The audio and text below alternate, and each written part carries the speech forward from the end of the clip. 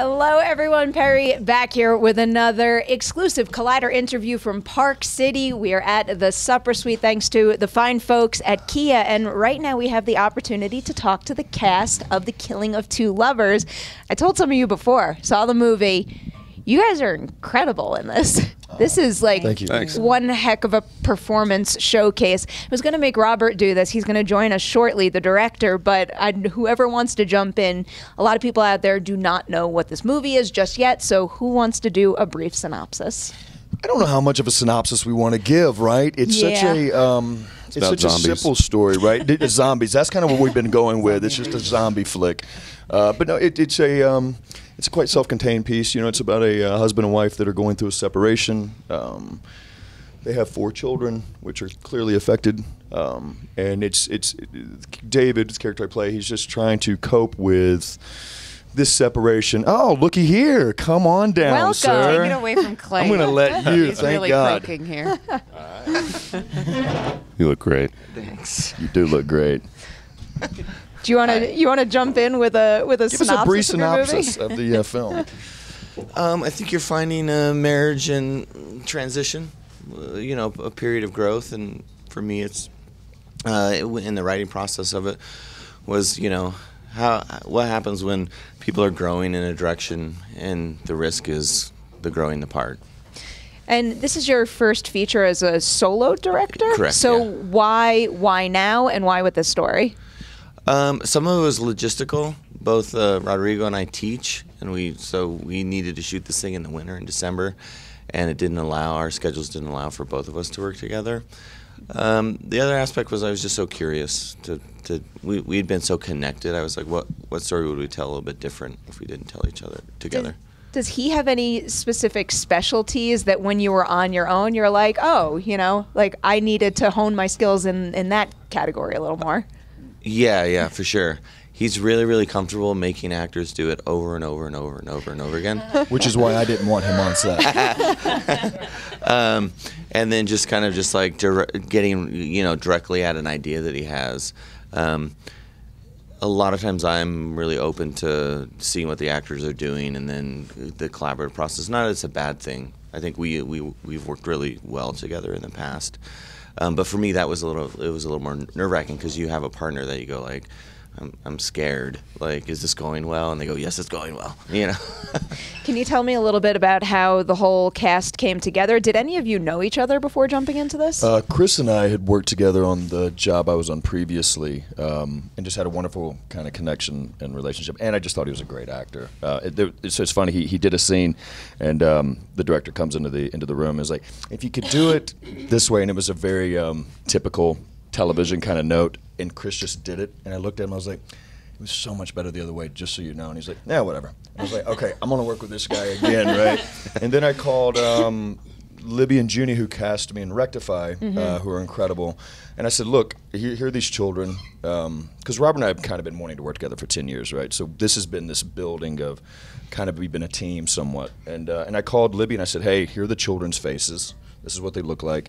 I need a female actress that can kind of hold her own with us. And Seppi was the first tape I watched, and I think we watched maybe 20 seconds. Yep. And she was like, it was like this weird audition drinking wine or something. But I was like, she just picked up that glass and that phone. I was like, boom, that's it. I don't even know if you said anything yet. I was like, we're going to cast her. And then she just so happened to be at my management company, which made it quite easy as well. Wait, so do you remember what you auditioned with? God, do you remember, Mark? It was cabaret. It was cabaret. No. You're like at a large Chicago. table No. drinking wine. Yeah, I can't remember. Any excuse I can have to drink wine during work is great. So it's in every audition. So no. So much of what I took from the film comes through your shooting style and what you guys bring so naturally through your chemistry on set. I'm curious, what was not on the page when you first read the script that when you saw the finished product, you're like, wow, like look what, or maybe even something that you felt on set all of a sudden? Well, it's not that I don't feel like it's what wasn't on the page, because it's implicit, right? Whenever you write these complex characters and storylines with such rich backstories, you get to kind of fill it in, and we all collaborated together with Robert in filling it in, and yeah, it kind of flew off the page. It wasn't that it wasn't on the page. It was just he gave us so much room to interpret, and more often than not, our interpretations really lined up with his vision. And it's such a testament to the writing. Yeah. That like, it's like that scene in True Romance between Dennis Hopper and Christopher Walken, where everybody thinks that's improv, and really that's verbatim how it was written. Yeah. This movie is that. There's so many scenes that feel so organic. Like you guys give that exact impression in this. Yeah. He wrote every word. Yeah, he wrote it, and again, because of these beautiful long takes, it allows us to gain momentum, and it just the scene. It's so difficult to start and stop, isn't it? And Robert, again, the writing was beautiful. The second we read it, we're like, there's no question, we've got to go make this immediately. And again, once he put us in this safe place in this tiny little town of Kanash, Utah, magic just started to happen on screen. It was Is great. it more difficult to start and stop, or have the pressure of doing such a long moment in a single shot? I don't think it's at least for me and these guys too, what I feel and why I feel like we connected immediately was because it didn't feel like a pressure. It felt like an excitement and adrenaline that you just ride, because when there's no opportunity to stop, it's like life, you know? And so it really felt like living in the scene, and you don't start and stop in real life. You can't go back and I want this angle. It's like you just keep going. I think actors are like old hot rods, right? You got to get them warmed up and you got to get them going. I think that's why we all love stage, and we continue to go back to it because you have that freedom, which you just it's like having a Ferrari in downtown LA. You're just hitting stop signs, and just the motor never gets warm necessarily. And I feel that the work is somewhat lost. Robert, did you always know that you wanted to shoot this movie that way, or did you ever consider a more traditional form of coverage and editing? No, when Oscar and I started talking about this film, I teach photography, and we started having these discussions about could each composition be a photograph, and then the action and the movement exists within that photograph. So that was always our initial, when we chose to set stuff up, it was thinking about it from a compositional standpoint of photography, which is a little bit different. We almost argued to do 4x5 as well because I shoot 4x5 in aspect ratio. And the only time we ever chose to kind of move or to where a cut would end up being would be logistical reasons. It's like we don't have a giant crane to slowly push in and move around. So with that budget, we should have been able to get that crane.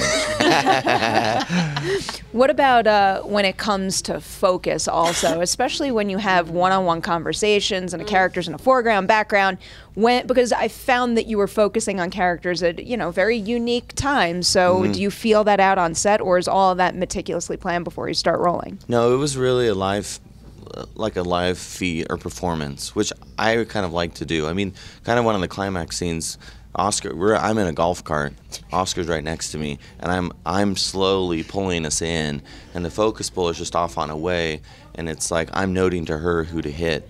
And we did that kind of throughout. The focus pull would be next to me, I'd be whispering in her ear, okay, this person now, this person, she had set the marks, so that we could kind of experience. For me, I was like, they're performing, I would like the camera to be performing as well. Very, very effective and impressive. I just wanted to add one thing in that car scene where he chooses to use the coverage between David and Nikki is so unique and so telling. Like it's such a great way to get into the way that they see each other is by when the other person's talking, it's actually focusing on the person who's not talking, and that's you do that same thing with the focus, and I'm such a fan of that. It's so true. I've got to take advantage of this opportunity too, because I haven't had a chance to talk about this yet. Just in terms of like composition or the photographic value of the movie, the moment when we were filming, when I realized how capable the hands that I was in were, we're standing there and he's looking through this little booklet of his, and I'm like, what is that? And it's all these pen drawings, and he's like, oh, it's the storyboard, and he hands it to me, and it was frame by frame the entire movie that he drew himself in this little book. It was unbelievable. I was like, oh, the future. Like, where, everything that we're going to do. Like, I feel like you could see the value of that just in the still you chose for your official Sundance page. It's just like such a stunning image that really captures more of the story than I think people will realize having not seen it. I do really want to ask about working with your young ensemble here. Yeah. Across the board, incredible. What was it like working with them, and how did they adjust to the shooting style also? Well, they've worked with Robert on all of your films, haven't they? Pretty Just much. about, yeah. So they're pros, and these kids just show up to set, and they raid the craft service table, which is a table about this size with Twizzlers on it, and then they just come out, and Robert will just kind of go whisper in their ear, tell them what to do, and these kids are incredible. They're so in. I know it's a term that gets thrown around, but they were truly in the moment at all time. Like the bug, the baby, Jonah, was just always asleep in her arms when we're in the production house. Just he was her child, and I was so impressed with these kids. How did you meet them? They're mine. They're I made children. Oh my God, they're your kids. made them one by His wife one. gave birth That's to them. incredible. My wife made them. Genius runs in the I stood family. by and supported her while she So did this. did they come to kind of love this process and love filmmaking through you, or? They had done so Jonah had done a feature that I made with Rodrigo called When She Runs in 2018, and he was 3 at the time. And they've always been, my kids have been in little things, and he was like, I want to be in something else. I don't remember being in that, And they kept kind of pressing me, so I made The Miners, a short last year that was at Sundance, because they Which were you won Best Director. because they wanted to do another movie. They were like, we want to do something. So when I was writing this film, I was like, they have to be in it, because what they do is they work their beats out together, who's going to say what and how it's going to set. Jonah obviously at the time couldn't read, so he's learning from Ari. So Ari normally reads the script kind of aggressively, so he knows what everything is. Boo reads it and finds out where the kind of key points are. And then Jonah just like tell me what I'm supposed to say and when I'm supposed to say it, and then he'll hit it. And then I didn't know until we were shooting the scene that was we didn't have a lot of time to shoot it with David in the car driving his kids. I had seen them off. We were doing something else. I walked over and they were talking about it, and they were working. And I was like, "Oh my gosh, you guys are like prepping for this thing," which is really, really cool to see. From a dad point of view, I was like, "Oh my gosh, you guys are very serious about what you're Makes doing." me so happy. I just an love like actor, family too. coming together for Yeah. creative endeavors like this. Well, who plays my father is his dad in the film. Yeah. Look, Robert has only made movies with his friends and family up until now, right? And he's able to get these incredible performances. Maybe out of that's them. the way to do it, and then build your No, network stop out it. from We've got to there. be in movies. No, we should get a couple of. No, but you get added to the family. But that's a Exactly. dream, right? It's like you don't want to work with somebody who's acting. You don't want to. You don't want to feel. At least for me and for us, I feel like we're all kind of cut from the same cloth, and like we're like animals when we get out. We want to play. We want to be surprised. We want to. Harold Guskin, a great acting teacher, talks about exploding the moment, and that's what it feels like. Not when we're working together, sure, but having the kids that just don't even think twice and really just leap into this imaginative world. They'll do anything, and they're so unpredictable, and I think that's just delicious. I think they grounded us at times. Totally. Guys, thank you so much Thank for your you. time Oh, today. thank you. Again, huge congratulations on the movie, The Killing of Two Lovers. Do keep an eye out for it. Another big thanks to the fine folks at Kia for making all this happen at the Supper Suite in Park City. Like and share this video before you leave, and stay tuned. We're going to have more conversations from Park City for you real soon. Thank you.